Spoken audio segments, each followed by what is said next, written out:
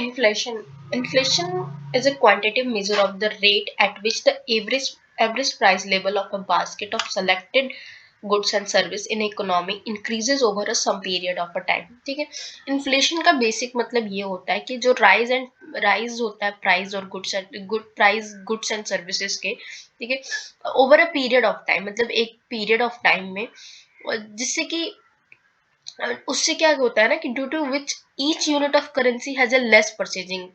ठीक है, मतलब इन्फ्लेशन अगर हम एज सिंपल लैंग्वेज में बोले तो इन्फ्लेशन क्या होता है कि अगर जनरल प्राइस लेवल जो है, अगर किसी शुगर का दाम अगर 40 रुपीज है, ठीक है, अगर उसका दाम आफ्टर 1 ईयर या आफ्टर 6 मंथ या 4 मंथ क्वार्टरली देखें, अगर हम 4 मंथ दाम उसका 48 हो गया, तो ठीक है, हम क्या कहेंगे कि शुगर के प्राइस में इन्फ्लेशन आ गया है, 8 रुपीज से बढ़ गया, तो increase in a general price level of goods and services called inflation as a layman language. ठीक है, अगर हम इसको प्रॉपर पॉइंट ऑफ डेफिनेशन से करेंगे तो जो मैंने अभी इससे पहले बोला, फिर द रेट ऑफ इन्फ्लेशन जो होगा ना, हम वो एक्सप्रेस्ड करेंगे परसेंटेज टर्म में। ठीक है, जो कि which indicate that a nation currency has been reduce in its value. ठीक, और जो इन्फ्लेशन को मेजर करता है वो ministry of static and programme implementation करता है। ठीक है, और it can have a positive and negative consequence, मतलब लाइक जो गुड है फॉर टेंगिबल एसेट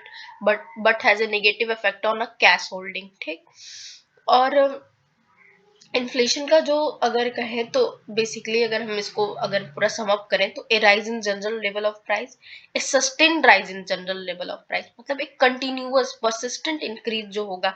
मतलब इन्फ्लेशन ऐसा नहीं कि अच्छा, मतलब एक बार हो गया, ठीक है, मतलब 2 दिन 3 दिन के लिए वो बढ़ा फिर कॉमन आ गया, तो उसको इन्फ्लेशन नहीं कहेंगे। एक कंटिन्यूअस उसके प्राइस में राइज देखेंगे हम 6 महीने तक 4 महीने तक, तो हम उसको इन्फ्लेशन कंसिडर करेंगे। ठीक है, और इकोनॉमिक साइकिल जो है वो बहुत सारे मतलब मेनी ईयर में बहुत सारे पीरियड से गुजरती है, इन्फ्लेशन, डिफ्लेशन एंड स्टैगफ्लेशन। ठीक है, इस सिचुएशन में क्या होता है कि लार्ज अमाउंट ऑफ मनी जो है result in too little and output. ठीक है, जैसे कि इसको हम एक सिंपल लैंग्वेज में बोलते हैं कि too money chasing too few goods. ठीक है, दैट इज कॉल्ड इन्फ्लेशन। फिर अब अगर हम देखें कि इसका इन्फ्लेशन का मतलब क्या हो जाएगा कि जो कंज्यूमर है वो लार्ज अमाउंट ऑफ करेंसी खर्च करके भी परचेज करेगा उतना ही अमाउंट जितना वो पहले करता था, मतलब उसकी करेंसी तो ज्यादा लग जा रही है पर उसको गुड्स कितना मिल रहा है जितना वो पहले खरीदता था कम पैसे में। ठीक है, तो इसीलिए क्या कहते हैं कि इन्फ्लेशन की वजह से वैल्यू ऑफ मनी जो है डिक्रीज हो जाती है। ठीक है, अगर हम देखें तो यही जो सिचुएशन है ये एक स्पेसिफिक इफेक्ट भी लाती है, जैसे कि ओवरऑल इकोनॉमी सम टाइम क्या हो जाता है, अगर लॉन्ग पीरियड तक ये चलता है तो रिसेशन और डिप्रेशन का भी कंडीशन आ जाता है। ठीक है, इन्फ्लेशन जो है क्या करता है कि आउटपुट में डिक्लाइन कर देता है, फिर which is also known as contraction of supply. अगर कॉन्ट्रैक्शन कंटिन्यू रहता है मोर देन 2 क्वार्टर, मतलब 6 मंथ से ज्यादा, then the situation is refer to as a recession. अगर 2 क्वार्टर से ज्यादा अगर सिचुएशन रहती है तो सिचुएशन को हम बोलेंगे रिसेशन। ठीक है, अगर रिसेशन कंटिन्यू रहती है लॉन्गर पीरियड तक तो उसको हम कह देंगे डिप्रेशन। ठीक है, बेसिकली देखो पहले इन्फ्लेशन होगा, अगर इन्फ्लेशन से क्या होता है कि आउटपुट डिक्लाइन हो जाता है। ठीक है, आउटपुट डिक्लाइन हो जाता है उसको हम बोलते हैं which is also known as shortage of supply. ठीक है, शॉर्टेज ऑफ सप्लाई से क्या होगा, कॉन्ट्रैक्शन ऑफ सप्लाई कहते हैं, शॉर्टेज ऑफ सप्लाई बोलो या कॉन्ट्रैक्शन ऑफ सप्लाई बोलो। ठीक है, इन्फ्लेशन के कारण तो कॉन्ट्रैक्शन जो अगर कंटिन्यू रहा 2 क्वार्टर पीरियड तक तो वो रिसेशन की सिचुएशन ला देगा, अगर रिसेशन कंटिन्यू रहा लॉन्गर पीरियड तक तो वो डिप्रेशन की सिचुएशन ला देगा। ठीक, अगर हम देखें फैक्टर कौन कौन से हैं सप्लाई के डिक्रीज होने का, तो lack of production, natural disaster हो गया, इंक्रीमेंट प्रोडक्शन कॉस्ट हो गया, गवर्नमेंट की पॉलिसी जो है इनअप्रोप्रिएट हुई, या मैनेजमेंट पॉलिसी जो कंपनीज की है वो जैसे स्ट्राइक वगैरह हो गया, तो दैट ऑल द रीजन या फैक्टर्स जो है अफेक्ट करते हैं सप्लाई के डिक्रीज होने को। फिर अगर कहें कि इन्फ्लेशन के काजेज कौन कौन से हैं, तो 2 काजेज अगर हम ले लें, एक डिमांड पुल इन्फ्लेशन और कॉस्ट पुश इन्फ्लेशन, ये 2 मेन काजेज हैं। डिमांड पुल इन्फ्लेशन में क्या होता है कि पॉपुलेशन की ग्रोथ अगर ज्यादा होगी तो वो डिमांड ज्यादा करेगा। ठीक, उसके कारण क्या होगा कि शॉर्टेज ऑफ सप्लाई होगी, शॉर्टेज ऑफ सप्लाई होगी तो इन्फ्लेशन जो है आएगा ही, मतलब अगर डिमांड ज्यादा है, सप्लाई कम है, तो इन्फ्लेशन आनी ही है, ठीक। सेकंड जो है, अगर increase in purchasing power parity, ये डिमांड पुल इन्फ्लेशन के ही फैक्टर्स हैं। Population growth, increase in purchasing power parity, increase in public expenditure, deficit financing, black money generating parallel economy, ठीक है। ये सब कारण जो है इन्फ्लेशन के हैं, ठीक है। और कॉस्ट पुश में आ जाएगा, कॉस्ट ऑफ रॉ मटेरियल अगर बढ़ गया, ठीक है, या लेबर कॉस्ट बढ़ गया, अगर सेम मतलब वर्क जो है लेबर ज्यादा वेज पे कर रहा है, उससे जो है सप्लाई में शॉर्टेज आएगी, ठीक है। और ट्रांसपोर्टेशन कॉस्ट, या उससे जो है मतलब अगर जो कंपनी का लीडर है या जो कंपनी का मालिक, अगर उसको ज्यादा पेमेंट करनी पड़ेगी लेबर्स को, तो वो दाम, फिर वो जो है जो प्रोडक्ट का दाम बढ़ा के उस चीज को कॉस्ट को कवर करेगा, तो इस वजह से इन्फ्लेशन आ जाएगी। फिर transportation cost, high tax rate अगर हो गया, अगर किसी प्रोडक्ट पे ज्यादा टैक्स लगेगा तो उस टैक्स कहाँ से देगा कोई, मतलब जो भी मालिक होगा वो टैक्स कहाँ से वसूल लेगा, उसी प्रोडक्ट पे इंक्रीज करके, ठीक है। और फिर इंफ्रास्ट्रक्चर कॉस्ट, ये सारे चीजों जो है ये कॉजेज है इन्फ्लेशन को बढ़ाने के, ठीक। या इन्फ्लेशन क्रिएट करने के। अगर अदर मेजर कहें तो दो मेजर तो, अगर अदर रीजन कहें इन्फ्लेशन के, तो इंक्रीज डिमांड की और डिक्रीज सप्लाई की है, तो बेसिक अंडरस्टैंडिंग है, ठीक है। अगर हम देखें कि inflation is primarily caused by increase in the money supply, ठीक है, दैट आउटपेसेस द इकोनॉमिक ग्रोथ, मतलब प्राइमली देखते हैं हम इन्फ्लेशन जो काज होने का कारण है वो कि जब इन्फ्लेशन जब मनी सप्लाई जो हमारी इकोनॉमी में है ना ज्यादा सर्कुलेट होने लगती है, ठीक है, जब इंड्यूस्ड मनी सप्लाई का बहुत ज्यादा हो जाता है, देन इन्फ्लेशन क्रिएट होती है, क्योंकि जब आदमियों के लोगों के पास पैसे होंगे, कंज्यूमर डिमांड करेगा तो सप्लाई उतनी नहीं होगी, ठीक है, दैट्स कॉल्ड इस रीजन से इन्फ्लेशन क्रिएट होगा, ठीक है। फिर वैल्यू ऑफ मनी जो है is determined by the amount of currency liquidity that in circulation and public perception, ठीक है। Devaluation forces price to rise due to the fact that the each unit of a currency is now worthless. अगर हम देखें types of inflation पे आ जाए, तो कितने types के इन्फ्लेशन है, तो अगर देखें based on causation, demand pull, cost pull, monetary inflation, built in inflation, headline, profit induced, structural inflation, speed पे creeping, walking, running, lapping, hyper, other skew skew inflation, stagflation, ठीक है। तो हम पहले समझते हैं इस बेस्ड ऑन स्पीड पे, तो क्रिपिंग इन्फ्लेशन अगर देखें तो ये क्या है कि it is a low inflation rate over a longer period of time which is necessary for the development of the economy। हम क्रिपिक इन्फ्लेशन को बेसिकली पॉजिटिव इन्फ्लेशन मानते हैं, क्योंकि कुछ इन्फ्लेशन इकोनॉमी के लिए जरूरी होता है, वो ग्रोथ को इंडिकेट करता है एक तरह से कहें तो, ठीक है। तो creeping inflation is good for a economy, ठीक है, और ये लो इन्फ्लेशन रेट है जो लंबे पीरियड तक रहता है, जो कि डेवलपमेंट ऑफ इकोनॉमी के लिए बहुत नेसेसरी है। फिर अगर हम देखें तो वॉकिंग इन्फ्लेशन आता है। Walking inflation when the rate of rising price is more than the creeping inflation is known as walking inflation. जब क्रिपिंग इन्फ्लेशन से जो इन्फ्लेशन रेट है वो राइज हो जाए तो फिर उसको हम वॉकिंग इन्फ्लेशन कहते हैं, लेकिन मतलब ज्यादा राइज हो जाए तब उसको हम वॉकिंग इन्फ्लेशन कहते हैं, लेकिन उसका कितना परसेंटेज है, तो when price is rise by more than 3% of but less than 10% per annum, between 3 और 10 के परसेंट के बीच में जो इन्फ्लेशन रहता है उसको वॉकिंग इन्फ्लेशन कहते हैं, ठीक है। 3 और 10% के बीच में जो भी इन्फ्लेशन होता है वॉकिंग इन्फ्लेशन, लेस देन 3% रहता है वो क्रिपिंग इन्फ्लेशन होता है, ठीक। अगर हम इकोनॉमिक्स की माने तो वॉकिंग इन्फ्लेशन को हमें सीरियसली लेना चाहिए, ठीक है। ये एक सिग्नल है, कॉशनरी सिग्नल है कि अब इसके बाद जो है रनिंग इन्फ्लेशन बनेगा ही बनेगा, ठीक है। तो वॉकिंग इन्फ्लेशन पे अगर आपने मेजर नहीं लिया तो ये पक्का रनिंग इन्फ्लेशन बनेगा, रनिंग से इसको गैलोपिंग होने में टाइम नहीं लगेगा, ठीक है। तो हम देख लेते हैं कि रनिंग इन्फ्लेशन क्या होता है। तो running inflation, a rapid acceleration in the rate of rising price is referred to as a running inflation, ठीक है। when the price is rise by more than 10% per annum, तब इसको कहते हैं रनिंग इन्फ्लेशन। जब 10% के अबव हो जाए तो रनिंग इन्फ्लेशन होगा। तो इकोनॉमिक जो है सजेस्ट करते हैं, नॉट उस टाइम जो है रनिंग इन्फ्लेशन के टाइम में इकोनॉमिक सजेस्ट नहीं करते क्या fixed range for measuring running inflation, कोई मतलब फिक्स रेंज इकोनॉमिक्स नहीं सजेस्ट करते हैं रनिंग इन्फ्लेशन को मेजर करने के लिए। प्राइस जो है वो राइज हो मतलब 10 to 20% पर एनम, मतलब डबल डिजिट जब इन्फ्लेशन रेट आ जाती है तो उसको रनिंग इन्फ्लेशन कहते हैं, ठीक है।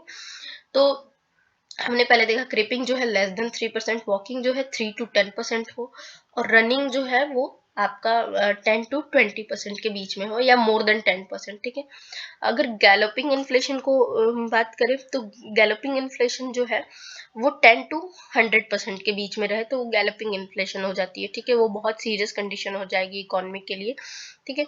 अगर हम बात करें हाइपर इन्फ्लेशन की, ठीक है, गैलोपिंग इन्फ्लेशन को ही हाइपर इन्फ्लेशन ही बोलते हैं, ठीक है। तो it refer to a very high inflation rate. In the situation not only does the price rise increases but the rate of increment in price is also high, ठीक है। तो money जो है become almost worthless as the value of currency rapidly decrease. Money जो decrease है, money एकदम almost in मतलब उनका कोई मतलब ही नहीं होता है, ठीक है। और हाइपर इन्फ्लेशन जो है मतलब उसका कारण क्या होता है, तो नंबर ऑफ कॉन्सिक्वेंसेज होते हैं हाइपर इन्फ्लेशन होने के। तो क्योंकि पीपल जो है गुड्स को होल्ड कर लेते हैं, रख लेते हैं अपने पास एक एज ए स्टॉक, फिर फूड सप्लाई शॉर्टेज जो है ये क्रिएट कर देती है, फिर एक्सेसिबली राइज हो जाता है प्राइस में, कैश और सेविंग डिपॉजिट बैंक का डिक्रीज हो जाता है, that's why the hyper inflation. जो कंट्रोल के बाहर इन्फ्लेशन हो जाती है समझ लो वो हाइपर इन्फ्लेशन की सिचुएशन है, ठीक है। अगर हम मॉडरेट में देखें तो अच्छा क्रोनिक इन्फ्लेशन भी एक देख लेते हैं, जो इसमें टर्म दिया नहीं है लेकिन समझा देती हूँ मैं। क्रोनिक इन्फ्लेशन जो है वो if a creeping inflation continue to increase for a longer period of time then it is often called as a chronic or secular inflation, ठीक है। जब creeping inflation कंटिन्यू होती है इंक्रीज करना लॉन्गर पीरियड ऑफ टाइम तक तो उसको हम क्रोनिक और सेकुलर इन्फ्लेशन कहते हैं, ठीक है। क्रोनिक और क्रिपिंग जो है इन्फ्लेशन ना वो मतलब आइदर मतलब कैन बी आइदर कॉन्टिन्यूअस, ठीक है, वो कंसिस्टेंट रहती हैं विदाउट डाउनवर्ड मूवमेंट, ठीक है। और अगर हम देखें तो क्रोनिक जो है मतलब इसको क्रोनिक हम बोलते क्यों है, क्योंकि इन्फ्लेशन रेट जो है कंटिन्यू ग्रो होती है लॉन्गर पीरियड ऑफ टाइम तक और फिर it can be possibly lead to a hyper inflation, ठीक है, that's why that is called a chronic inflation. अगर हम मॉडरेट में देखें तो मॉडरेट इन्फ्लेशन में हम क्रिपिंग एंड वॉकिंग को डाल सकते हैं, ठीक है, जो कि मतलब इतनी प्रॉब्लम इतना सीरियस प्रॉब्लम नहीं लाएगी इकोनॉमी में, ठीक। अगर हम देखें कि स्टैगफ्लेशन क्या होता है अदर्स में, जो स्टैगफ्लेशन की डेफिनेशन देखें, स्क्यूफ्लेशन और स्टैगफ्लेशन चलो मैं आगे ही साथ में ही पढ़ा दूंगी। अभी हम देखते हैं inflation during course of time. तो अगर प्री 1970s से देखें और प्री पोस्ट 1970s के बाद देखें तो प्री 1970s में जो डिमांड पुल इन्फ्लेशन था उसमें मिसमैच था डिमांड एंड सप्लाई में, ठीक है, सप्लाई प्राइस में। और Keynesian school suggests that cut in government spending to tackle excess demand along with the increasing taxes, ठीक है। देखो पहले प्री 1970s में था कि जो डिमांड एंड सप्लाई के बीच में तो मिसमैच था ही, दूसरा कारण दूसरा उसी में किन्स स्कूल ने इसका सजेशन दिया कि आप जो है गवर्नमेंट स्पेंडिंग जो है उस टाइम प्री 1970 से पहले बहुत ज़्यादा होती थी उसको में कट करिए और जो एक्सेस डिमांड को टैकल करने के लिए आपको पहले तो गवर्नमेंट स्पेंडिंग कम करनी पड़ेगी और टैक्सेस इंक्रीज करना पड़ेगा, ठीक है, जिससे लोगों से के हाथ से पैसे बैंक में आएंगे या लिए जाएंगे तो वो डिमांड कम करना शुरू करेंगे, ठीक है। दूसरा cost push inflation, increase in factor input cost, ठीक है, wages raw material push the price, ठीक, और price rises result from increase in cost of production. फिर moral suasion measure to reduce the monopoly of trade union to check high wage demand were recommended, ठीक है। High wage demand recommended की वजह से factor input के cost के बढ़ने के कारण जो है प्री 1970s में इन्फ्लेशन आता था। अगर हम पोस्ट 1970s की बात देखें तो क्या प्रॉब्लम आई, तो डिमांड पुल इन्फ्लेशन जो है is the creation of extra purchasing rise in purchasing power of parity where too much money जो है chases too little output, ठीक।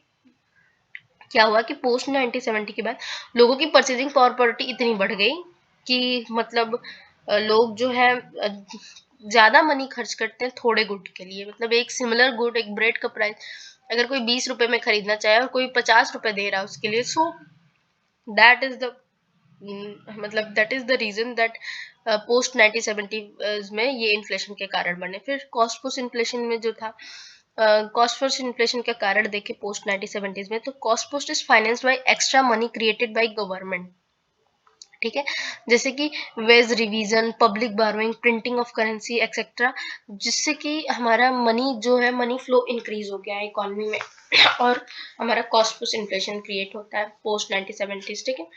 अगर हम इन्फ्लेशन के रिलेटेड कॉन्सेप्ट देखें तो डिफ्लेशन, ठीक है, मतलब a general decline in price often caused by reduction in the supply of money और क्रेडिट डिफ्लेशन, ठीक है, can be also caused by decrease in government personal और इन्वेस्टमेंट स्पेंडिंग, ठीक है। अगर हम डिफ्लेशन को समझे तो मतलब जैसे इन्फ्लेशन होता है जस्ट अपोजिट उसका डिफ्लेशन होता है, मतलब कि काजेज मतलब डिफ्लेशन जो है वो क्या होता है कि जनरल डिक्लाइन जो प्राइस में हो रहा है उसको हम कहते हैं डिफ्लेशन, ठीक है, मतलब कंटिन्यूअस किसी के प्राइस में डिक्रीज हो रहा है तो उसको हम कहते हैं डिफ्लेशन, ठीक है। और इससे क्या होता है, ये किसके कारण होता है, ये डिक्रीज जो होता है गवर्नमेंट पर्सनल स्पेंडिंग और इन्वेस्टमेंट स्पेंडिंग में कमी के कारण, ठीक है। दूसरा हम समझेंगे डिसइन्फ्लेशन का कॉन्सेप्ट। तो disinflation, this is the reduction in the rate of inflation over a time even though inflation rate itself may be positive. अच्छा देखो, डिसइन्फ्लेशन का क्या होता है कि जब रेट ऑफ इन्फ्लेशन जो है ओवर अ टाइम मतलब रिडक्शन होता है रेट ऑफ इन्फ्लेशन में एक ओवर ऑफ टाइम पीरियड में, तो उसको हम कहते हैं डिसइन्फ्लेशन की सिचुएशन, ठीक है। रिफ्लेशन क्या होता है, it is an attempt to bring back inflation in an economy. अब देखो, कब मैंने बताया ना कि थोड़ा सा इन्फ्लेशन इकोनॉमी के लिए जरूरी है, अगर थोड़ा इन्फ्लेशन नहीं होगा इकोनॉमी में तो मतलब उसको डेवलपमेंट के लिए जरूरी है थोड़ा इन्फ्लेशन। सो अगर इन डिसइन्फ्लेशन की सिचुएशन आ जाती है कि मान लेते हैं कि इन्फ्लेशन है ही नहीं इकोनॉमी में, ठीक है, मतलब जो रेट ऑफ इन्फ्लेशन है वो एकदम ही रिडक्शन हो रहा है। जैसे इन्फ्लेशन रेट अगर मान लेते हैं कि पॉजिटिव है, ठीक, मान लेते हैं कि वो वॉकिंग सिचुएशन में है या क्रिपिंग सिचुएशन में ही है, ठीक है, लेकिन अगर वो कंटिन्यूअस उससे भी डिक्रीज हो रही है, उसका रेट जो है मतलब एक पॉजिटिव फैक्टर पे खड़ी है और उससे कम होती जा रही है इन्फ्लेशन, तो उसको डिसइन्फ्लेशन, या कितनी भी है सिचुएशन मान लेते हैं जितना भी है 10% है 3% है, उससे अगर कम हो रही है इन्फ्लेशन, रेट ऑफ इन्फ्लेशन, तो उसको हम कहते हैं डिसइन्फ्लेशन की सिचुएशन। और वही री इन्फ्लेशन क्या है कि वापस इन्फ्लेशन ले आना इकोनॉमी में इज अ री इन्फ्लेशन सिचुएशन, जिससे कि ग्रोथ हमारा हो सके, इंड्यूस ग्रोथ हो सके, ठीक है। तो it is an attempt to bring back inflation in economy which is in deflation so as to induce growth, ठीक है। अब बॉटल नेक इन्फ्लेशन समझ लेते हैं। तो it occur when the supply falls drastically the demand remains at the same level, ठीक है। It arises because of supply side hurdle hazard mismanagement, it is known as structural inflation, ठीक है। Structural inflation और bottleneck inflation is the same, ठीक है। तो ये जो हमारा बेस्ड ऑन कॉजेशन पे है, इसमें हम डिमांड पुल इन्फ्लेशन समझ चुके हैं, कॉस्ट पुश इन्फ्लेशन समझ चुके हैं, प्रॉफिट सॉरी स्ट्रक्चरल इन्फ्लेशन अभी मैं समझा दे रही हूँ। स्ट्रक्चरल इन्फ्लेशन विच मीन्स कि राइज जो हो रहा है प्राइस का, सप्लाई जो है बहुत ड्रेस्टिकली फॉलो गई, सप्लाई हो ही नहीं रही है और डिमांड जो है उतनी की उतनी है, ठीक है, मतलब रिसोर्स है ही नहीं, सप्लाई हो नहीं रही है और डिमांड सेम है, तो इसको बॉटल नेक डिफिनेशन कहते हैं, क्योंकि इन्फ्लेशन कहते हैं क्योंकि ये भर नहीं पा रहा है उस गैप को, ठीक, और इसको स्ट्रक्चरल इन्फ्लेशन भी कहते हैं, ठीक है। अगर हम देखें नेक्स्ट, अगर अदर्स जो इन्फ्लेशन है, स्क्यू इन्फ्लेशन और स्टैगफ्लेशन। अगर स्क्यू इन्फ्लेशन की बात करें तो skew inflation is a type of inflation in which the price of a single commodity और set of a commodity rise while the overall price level remain stable, ठीक है। It is a new term in economics that was coined in the aftermath financial crisis of 2009 और 11। ये 2009-11 के बाद एक economy का new term create किया गया, स्क्यू इन्फ्लेशन, मतलब कि सारे गुड्स में मतलब पूरी इकोनॉमी में प्राइस नहीं राइज हो रहा है या पूरी इकोनॉमी में इन्फ्लेशन नहीं आ रहा है, कुछ कुछ सिंगल कमोडिटी या कुछ सिंगल सेट ऑफ कमोडिटीज में ही, मतलब जैसे मान लेते हैं कि फूड में इन्फ्लेशन है, बाकी चीजों में इन्फ्लेशन नहीं है, बाकी अदर प्रोडक्ट जो है सस्ते मिल रहे हैं, उसको कहते हैं स्क्यू इन्फ्लेशन, मतलब थोड़ा इन्फ्लेशन, ठीक है, छोटा इन्फ्लेशन कह सकते हैं एक तरह से। हालांकि ये मेरा टर्म है छोटा इन्फ्लेशन, लेकिन स्क्यू इन्फ्लेशन मतलब सम गुड्स में इन्फ्लेशन हो रहा है, ठीक है। आगे फिर हम स्टैगफ्लेशन देखते हैं। तो स्टैगफ्लेशन जो है when you have a slow economy with a high inflation rate and unemployment, stagflation usually caused when the economy does not grow and price continue to rise, मतलब कि स्टैगफ्लेशन की सिचुएशन तब आती है कि आपका इकोनॉमी जो है वो ग्रो तो नहीं कर रहा है, लेकिन इन्फ्लेशन अनएम्प्लॉयमेंट मतलब सब कुछ है आपके इकोनॉमी में, ठीक है, और वो प्राइस जो है राइज हो रही है पर आप ना कुछ रिसोर्स क्रिएट कर पा रहे हो, ना आप एम्प्लॉयमेंट दे पा रहे हो, और आपका इकोनॉमिक ग्रोथ भी स्लो है, तो उस सिचुएशन को कहते हैं स्टैगफ्लेशन, ठीक है। और स्टैगफ्लेशन जो है वो कॉम्बिनेशन है two contradiction due to which economy become stagnant, मतलब combination of inflation and recession कह सकते हैं, स्टैगफ्लेशन आता है, ठीक है। On the one side price will increase and other side economic growth will reduce, ठीक। ये स्टैगफ्लेशन की सिचुएशन हो जाता है। अब हम समझते हैं इन्फ्लेशनरी गैप क्या होता है। तो इन्फ्लेशनरी गैप जो है is a gap between economy full employment real GDP and it's real GDP. Like अगर हम इसको अदर वर्ड में समझे कि ये सॉरी इन्फ्लेशनरी गैप क्या है, तो refer to the difference between actual gross domestic product and the gross domestic product that would exist if the economic were at a full employment. This is knowledge, मतलब इसको कह सकते हैं potential GDP. अगर नहीं समझ में आया तो मैं इसको इससे समझाती हूँ कि इन्फ्लेशनरी गैप जो है is the amount by which the actual जो एग्रीगेट डिमांड है एक्सीड है aggregate supply at level of a full employment, ठीक है। लाइक इन्फ्लेशनरी गैप की सिचुएशन उस टाइम आती है जब हमारे रियल जीडीपी में, लाइक कि हम सोच रहे हैं एक तरह से कि हमारा रियल जीडीपी ये है, ठीक है, कि डिफरेंस जैसे कि एक्चुअल हमारा ग्रॉस डोमेस्टिक प्रोडक्ट क्या है, अगर हम देख ले हमारा जीडीपी 8% है एक्चुअल, ठीक है, और हम ये सोचते हैं कि फुल एम्प्लॉयमेंट की अगर सिचुएशन होती हमारी इकोनॉमी में तो हमारा जीडीपी 10% होता है, मान लेते हैं, ठीक है। तो उन दोनों के बीच का डिफरेंस जो है उसको हम कहते हैं इन्फ्लेशनरी गैप, कि फुल एम्प्लॉयमेंट और एक्चुअल ग्रोथ में कितना अंतर है, ठीक। सो बेसिकली इन्फ्लेशनरी गैप वो है is the amount by which actual aggregate demand exceeds, जो एक्चुअल एग्रीगेट डिमांड ज्यादा होता है एग्रीगेट सप्लाई से at level of full employment, ठीक। It intended to increase the production level which ultimately push up the price due to extra money created during the process, ठीक है। ये क्या करता है कि प्रोडक्शन लेवल इंक्रीज कर देता है और अल्टीमेटली प्राइस को बढ़ा देता है और एक्स्ट्रा मनी जो है हमारे इकोनॉमी में क्रिएट होता है, ठीक। अब हम आते हैं डिफ्लेशनरी गैप की सिचुएशन। तो deflationary gap is the amount by which actual aggregate demand fall, ठीक है। अब इसमें इन्फ्लेशनरी गैप के अपोजिट है fall short of aggregate supply at level of a full employment, ठीक है। ये मतलब डिफ्लेशनरी गैप हम कह सकते हैं कि एग्रीगेट इसमें क्या होता है कि डिमांड जो है फॉल हो जाती है एग्रीगेट सप्लाई से, और इन्फ्लेशनरी गैप में एग्रीगेट डिमांड राइज हो जाती है एग्रीगेट सप्लाई से, ठीक है। जिसमें डिमांड राइज हो जाती है सप्लाई कम हो जाता है, इसमें डिमांड कम हो जाती है और सप्लाई ज्यादा हो जाती है, तो डिफ्लेशनरी सिचुएशन आ जाती है, ठीक है।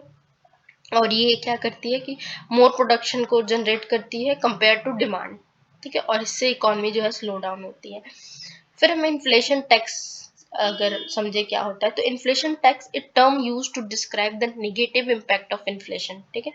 नेगेटिव इम्पैक्ट इन्फ्लेशन को डिस्क्राइब करने के लिए इन्फ्लेशन टैक्स का टर्म यूज किया गया, that is the holder of a cash and other high liquidity investment tend to see their holding decline in value over a time due to the effect of inflation, ठीक है।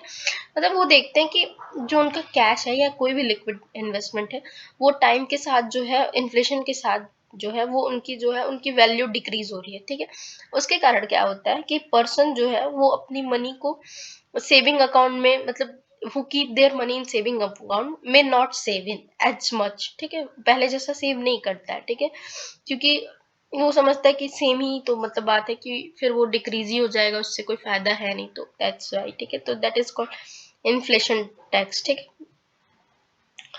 अगर हम next पढ़ें तो inflation tax में ही एक सिग्नोरेज की condition आती है। सिग्नोरेज क्या होता है, तो सिग्नोरेज जो है the economic cost of producing a currency, मतलब किसी करेंसी मतलब प्रोड्यूस करने का economic cost within a given economy और country is lower than the actual exchange value which is generally accrues to government who mint the money. मतलब seigniorage का मतलब simply ये होता है कि इकोनॉमिक कॉस्ट जो लग रही है एक किसी करेंसी को प्रोड्यूस करने में, ठीक है, और वो जो है वो लोअर हो एक्चुअल एक्सचेंज वैल्यू से, ठीक है।